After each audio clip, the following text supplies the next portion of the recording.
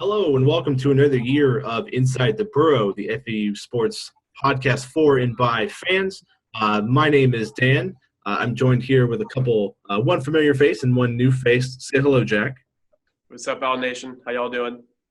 And we're joined with somebody new, Andrew, Owls fan 4 from owlsnest.com as well. Say hey, Andrew. How's everyone doing? Great to be here. All right.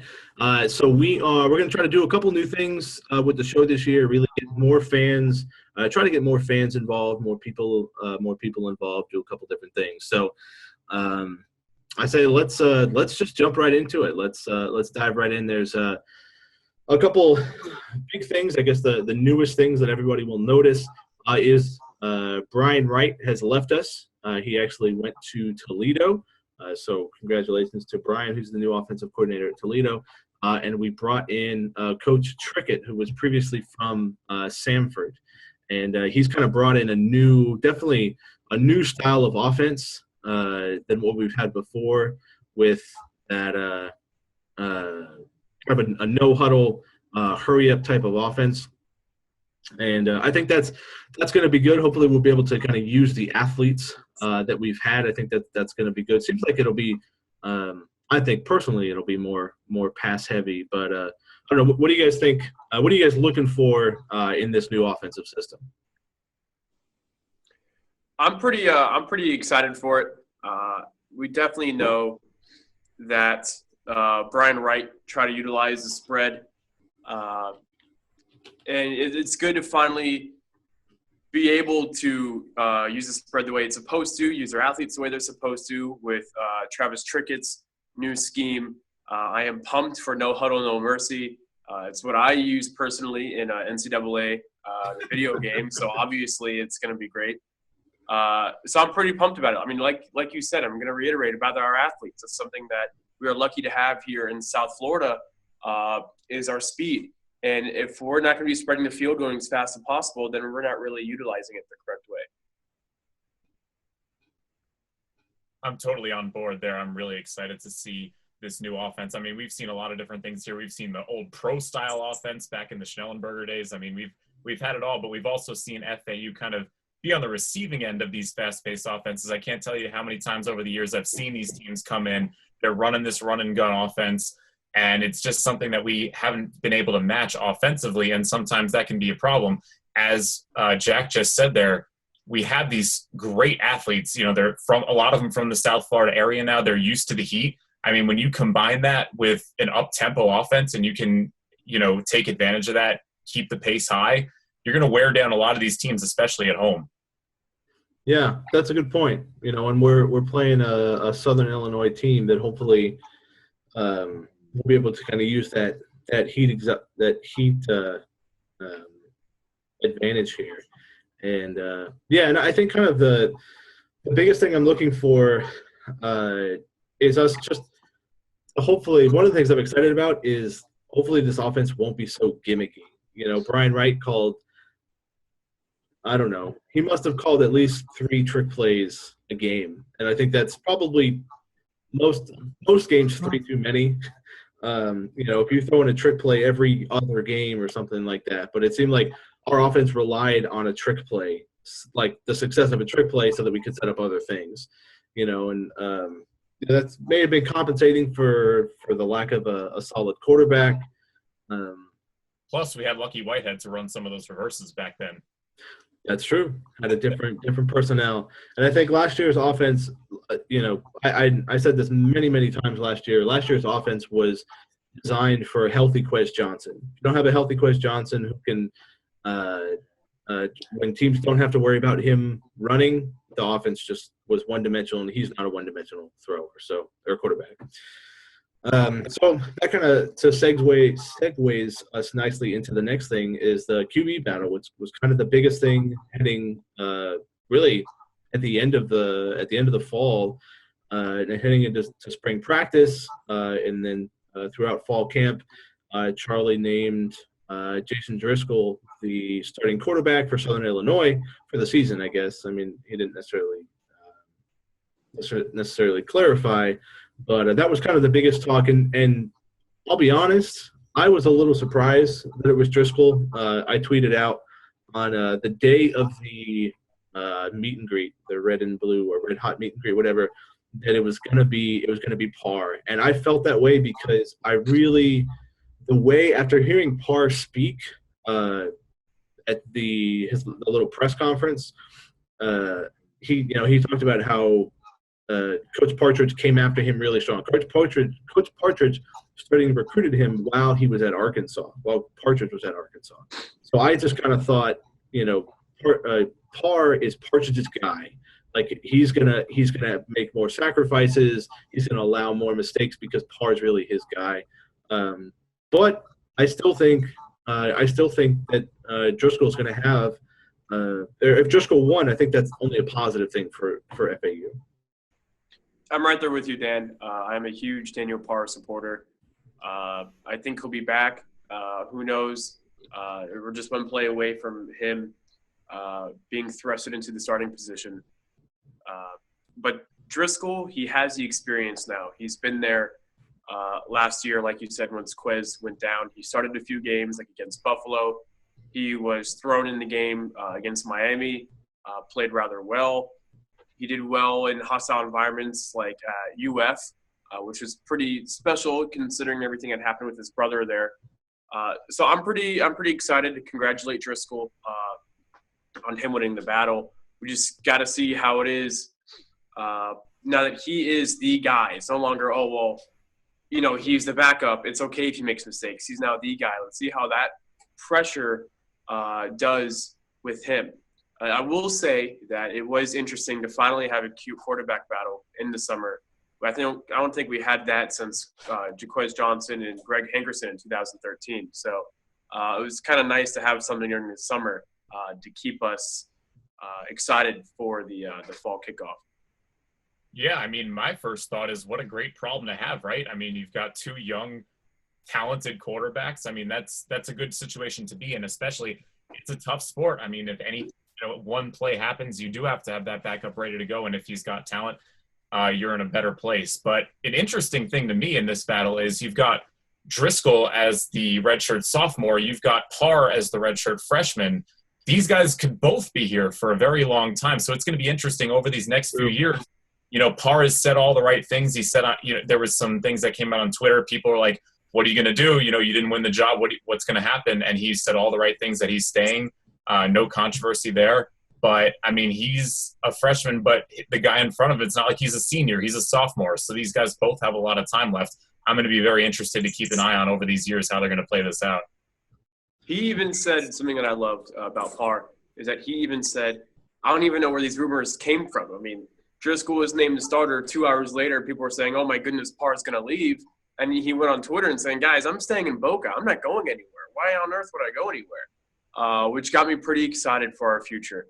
So that's a great point, Andrew. I love that. And obviously, things can happen. And I guess kind of in our favor is if he wants to still play at Division I level, he already burned his red shirt, so he'd have to sit out another year. But he wouldn't do that. I think it's all it's before the game even was even played. I think it's just kind of the natural reaction of, oh, this person was named starter, that person must be leaving. And you're right, Andrew.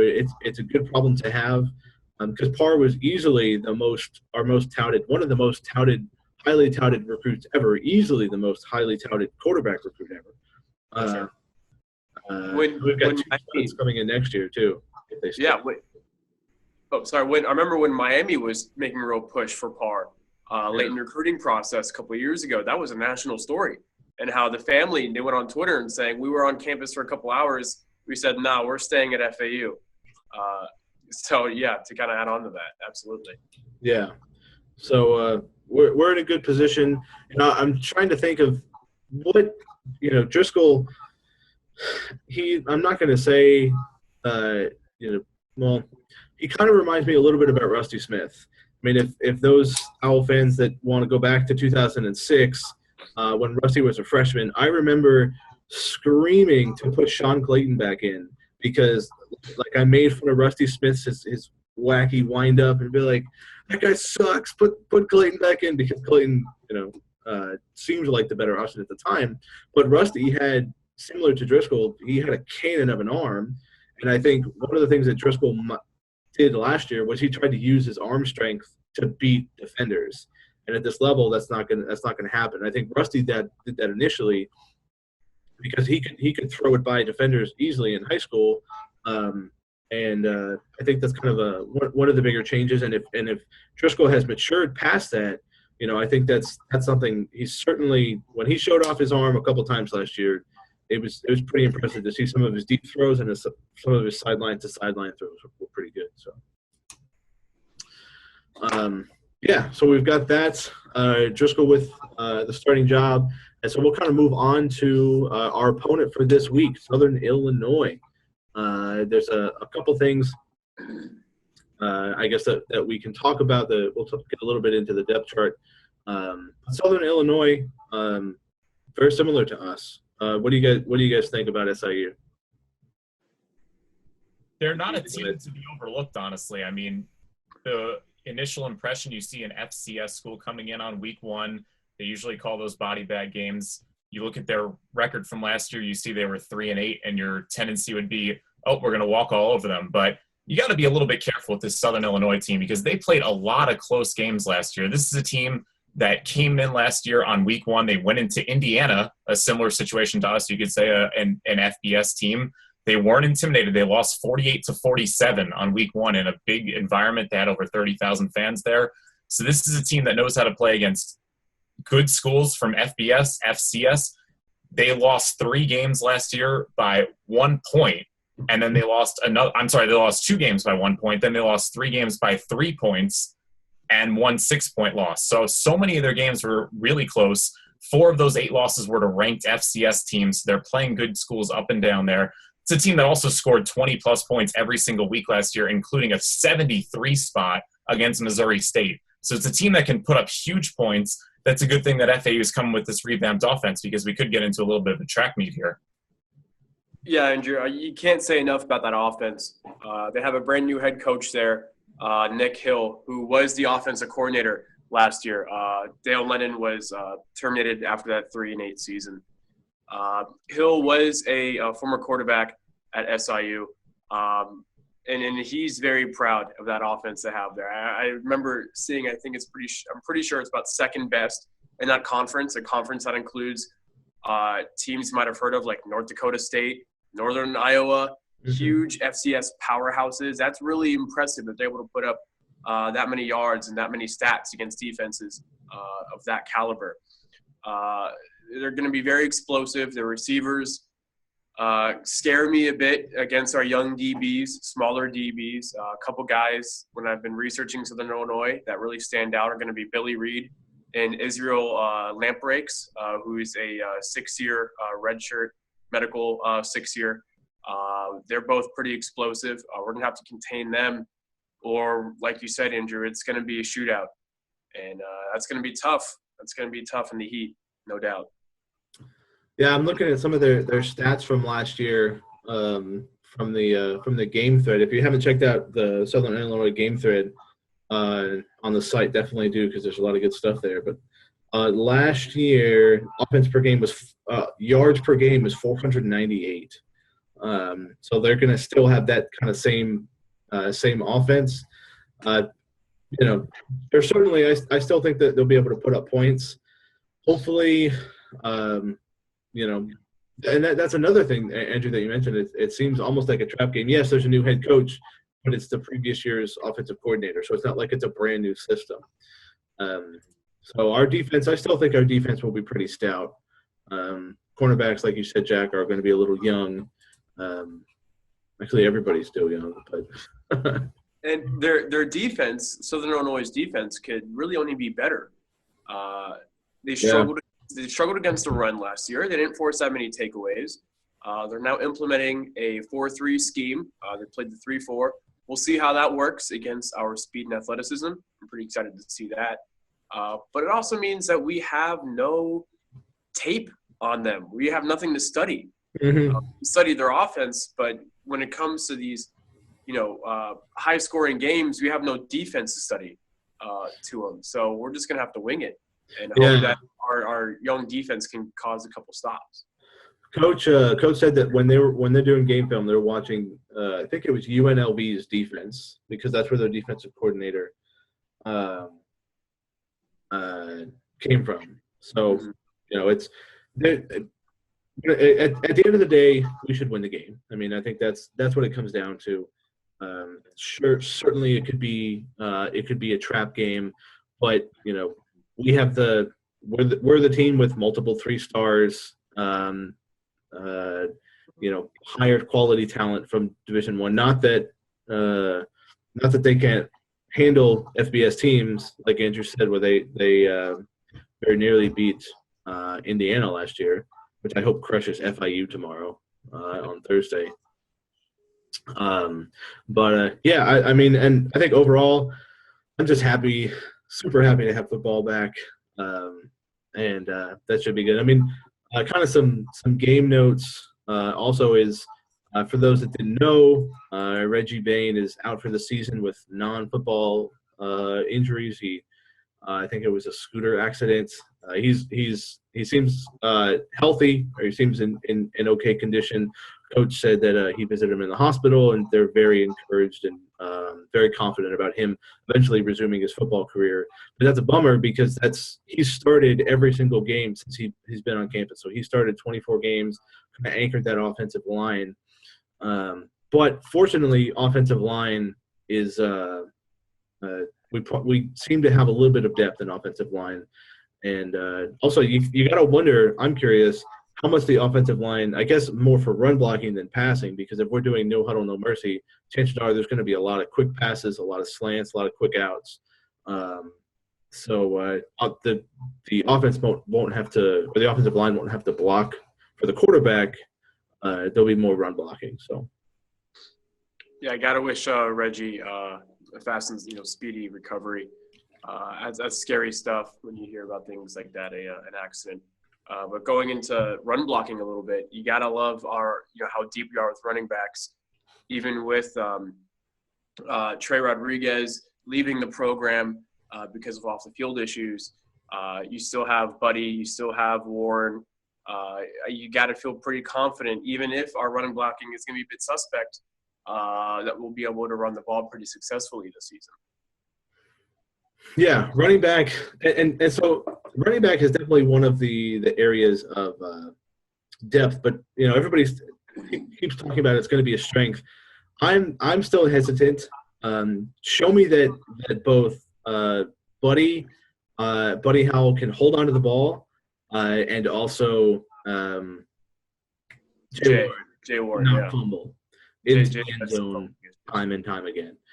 So show me those 2 things. If we don't fumble the ball in running back, then yes, you'll get me on board and saying running back is going to be is going to be a strength of the team. But last year, like, running backs alone cost us the Buffalo game with the amount of fumbles, and they've cost us the FIU game the year before. So I'll. You trying to open up old wounds here, Dan? I'm just saying. I'm going to be skeptical. I'm going to be skeptical in this situation. And one of the things, if you guys want to comment on the depth chart that I just pulled up here, again, we're still a young team. I mean, in the 2 deep or the depth chart, which I don't think there's. This is just the starter, so it's not the 2 deep.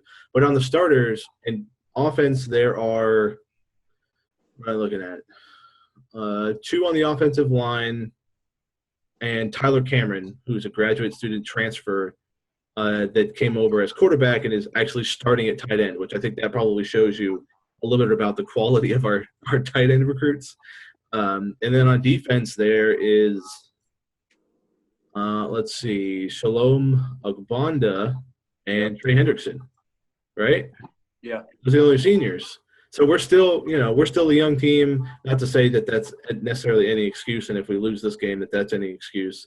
I still think that's we're still a young team. But now we have redshirt sophomores, we got juniors that have been in the system for a while. So I guess that'll kind of to transition into a little bit about the game. Again, I still think FAU wins this game. I think they win it comfortably. I think the defense will still be stout. Too many athletes here. And then I think I'm going to go, even though I was seemed a little down on the running backs. I still think the offense will be exciting. So, what are you guys' thoughts on this particular game? Yeah, I mean, let's not kid ourselves here. I mean, we gave a lot of good stats about Southern Illinois. It's a good team. But if you have prospects of winning 5, 6, 7 games this year, it's got to start right now this weekend against Southern Illinois. It's still a team that had no road wins last year. So you've got to come down. You got to bring the hammer down. You've got to win this game, preferably by double digits, preferably by 20 plus. But I think we have to go with the FAU win here in what I think would probably be a high-scoring game. Yeah, definitely on that high-scoring hype train right now. If I had to predict the score, I'm going to say 31-42, barely double digits. Offense is going to struggle for a bit. They're going to find their footing. We'll be able to exploit the weaknesses in their defense. They'll be able to exploit some of ours.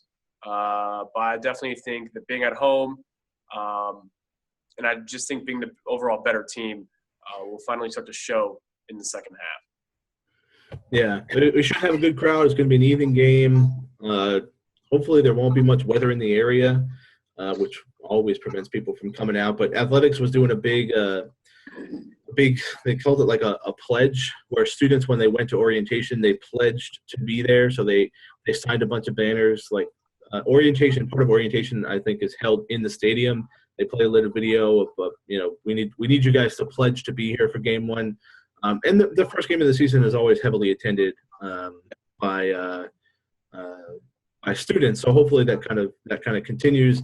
And then we should have I think we'll have a pretty good crowd as well. There's not much competition. I mean, it's also when Miami's first game is, but I think it'll be a pretty solid crowd. So yeah, we're at home. We gotta lay the hammer down. So. And I guess we'll kind of wrap it up with this being the first episode of the season, what we think the season's going to look like. I'm going to say I'm feeling pretty optimistic. I'm going to go anything below 6-6. I think is somewhat of a disappointment, even though we are still young. We have very solid recruiting classes that have been here for several years now. I think it's time for Charlie and this regime to really put up they've been talking about, we're building something. I think it's time to kind of, lay that first step and move forward. So I'm going to say anything below 6-6 is a disappointment, but I'm going to shoot for 7-5. I just don't want any more heartbreak. I can't do that anymore. I just can't. I mean, the Wyoming game a couple of years ago, FIU game a couple of years ago, Buffalo game this past season. Really felt like your heart was just ripped out and stomped all over. Can only, imagine how the athletes felt. I just don't want any more heartbreak. Whatever that means, however that takes, I'm on board. Just please, just no more. I can't take it. I think 6-6 is something that should be attainable. As Dan said before, it's a young team. It's going to improve. There's going to be some growing pains still, but I think that it's a doable schedule. We're not at the point anymore. We're opening up in Alabama and then at UF. I mean, so when you start off with your FCS opponent, we've got Ball State. You've got teams that you should be able to beat at a conference. It has all the makings of a 6-6 season this year, I think. And let's go for 7-5. Let's get to a bowl game. Let's have some fun. Yeah. What you saying there, Andrew? Saying we can't beat UF? I feel like we're pretty close to that, huh? We almost did last season. We should have. Let's not even talk about that missed call in overtime. We're a pass interference call away. And an offense away. If we had any type of offense, we would have won the game handily. Goodness gracious. Anyway, so I definitely want to thank Andrew and Jack for being on again. This is our heading into our third year with this podcast, so we appreciate your support, and we'd love to hear from you guys. Definitely check us out on Twitter at Inside the Burrow, and make sure you're on the board this week, because there's a lot of good conversation going on. Check out that game week thread, because there's a lot of good nuggets there. And then hopefully next week when we see you again, we'll be talking about FAU starting out 1-0, and then we'll take it from there. So for Jack and Andrew, I'm Dan. And we'll see you next time. Go Owls.